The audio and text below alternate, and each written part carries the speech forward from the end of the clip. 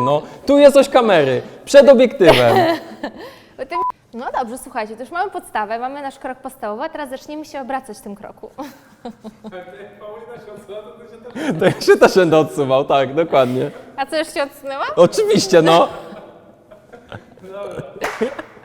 Prowadzi w taki sposób, że pomaga sobie swoją lewą ręką. Nie, lewa nic nie robi, lewą nie wolno naciskać. Dobrze. Dobrze? Dziękuję, jeszcze raz.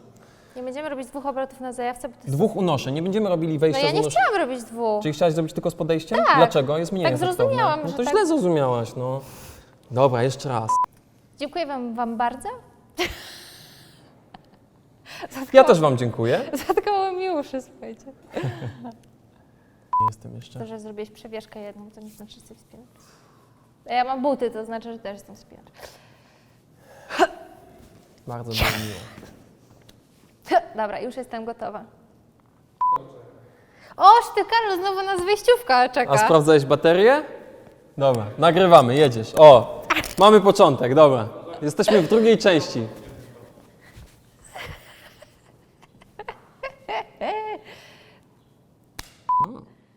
Cześć, witamy was w drugiej części.